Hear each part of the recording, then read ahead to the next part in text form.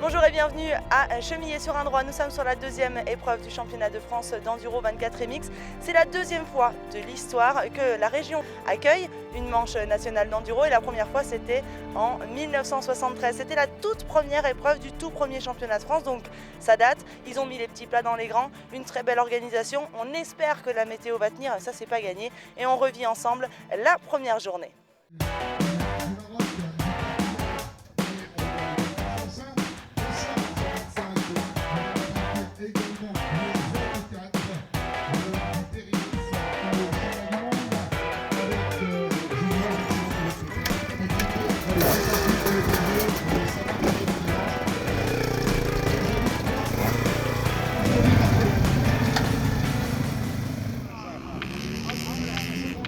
A noter la neutralisation de la SP1 tout au long de la journée suite à un gros orage durant la nuit. Il n'y a donc que 6 spéciales au lieu de 9. Du côté des juniors, la 5e position de Xavier Flick qui a semblé bien mieux dans la SP2 que dans la 3. L'extrême a été délicate pour le jeune pilote de Sherco Academy. 3 secondes devant, on retrouve à la 4e position le sociétaire de l'équipe de France FFM, David Abgral. 3e marche du podium pour Valérian Debeau, lui qui a remporté la première spéciale de la journée, a perdu beaucoup de temps dans la suivante avec un 8e chrono seulement. Il s'est bien repris dans le 2e tour mais a toutefois à nouveau réalisé une contre-performance dans l'avant-dernière spéciale.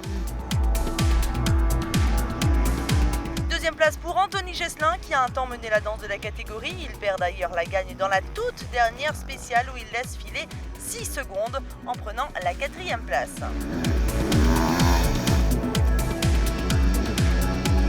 C'est Quentin Delay-Demold qui remporte la mise. Malgré une première partie de journée moyenne, il effectue un dernier tour parfait avec 2 meilleurs temps. Une victoire qui tombe à point après l'étape de Saint-Palais plutôt ratée.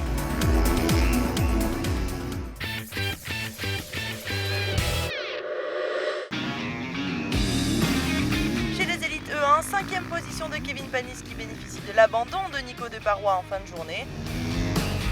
Jérémy Carpentier absent à Saint-Palais suite à une blessure à la cuisse en mondial. C'est à nouveau fait mal au poignet cette fois, jeudi au training. Il a donc limité les dégâts et prend la 4e place de la catégorie Elite 1. 3e place pour Romain Boucardet. Le privé YAM continue sur sa lancée avec un nouveau podium de rang. Il est toutefois bien distancé par le 2e qui n'est autre que le champion de France en titre, Marc Bourgeois.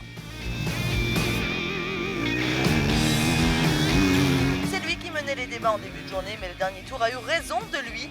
Avec une 4e position dans SP8 et 4 secondes laissées à Julien Gauthier, la victoire lui échappe car c'est le pilote B2R qui gagne à nouveau et commence sérieusement à s'envoler au championnat.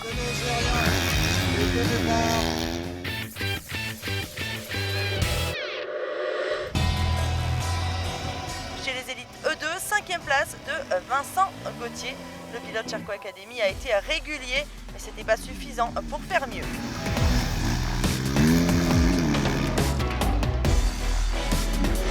4e place pour Pierrick Roncin, le Charentais qui adore les conditions difficiles et boueuses. Petit à petit, la Kawasaki s'approche du podium.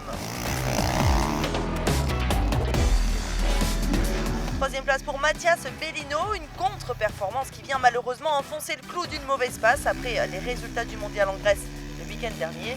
Espérons que l'officiel Husqvarna, champion du monde E3 en titre, va très vite se reprendre et retrouver son meilleur niveau. Jérémy Taroux est 2e pour 2 petites secondes seulement. Il était d'ailleurs en tête de la catégorie durant une bonne partie de la journée. Mais c'était sans compter sur un Loïc Larieux très en forme. Le pilote Yamaha a clairement retrouvé de bonnes sensations depuis quelques semaines. Et après sa victoire en Grèce le week-end dernier, il confirme ici en Touraine. J'étais vite aujourd'hui, après je tombais dans la deuxième spéciale, donc j'avais beau gagner la première, je repassais derrière.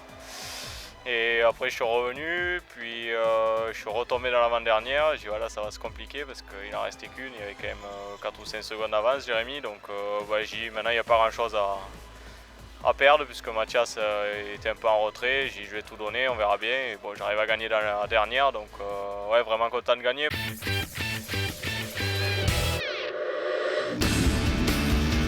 Enfin, dernière catégorie élite, les grosses cylindrées des E3, avec la 5e position pour Pierre Vissac. Le pilote bêta s'est un temps battu avec Alpepart, mais cette fois-ci c'est l'expérimenté Auvergnat qui a eu le dernier mot par rapport à Saint-Palais.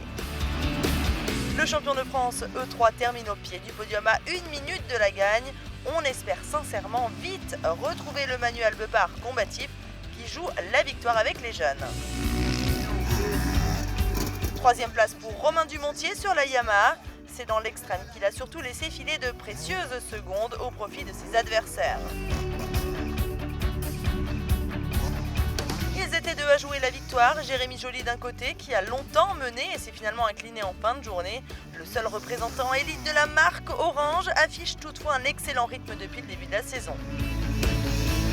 Et de l'autre côté, on avait Antoine Basset sur la KTM privée de K21. Lui, qui a connu une année 2015 très compliquée, revient sur le devant de la scène en 2016.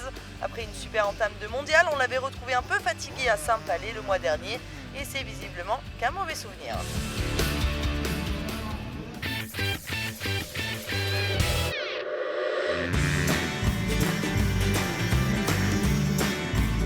Enfin, chez les espoirs, Alexis Beau est sur la 3e marche du podium. La gagne s'est finalement jouée de peu entre Léo Lequeré et Thomas Dubost.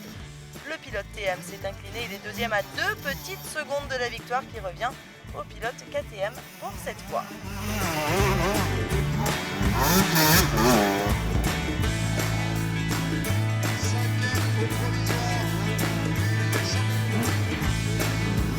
Chez les féminines, Valérie Roche est 3e d'une journée très compliquée. Mais devant elle, ça s'est battu jusqu'à la fin et ça se joue à moins de 3 secondes entre les deux filles. La championne de France en titre, Juliette Bérez, termine 2. La journée est remportée par la revenante au championnat, Audrey Rossa. Rendez-vous demain pour la seconde journée du championnat de France 24 MX à Chemillé-sur-Indrois. Ciao ciao!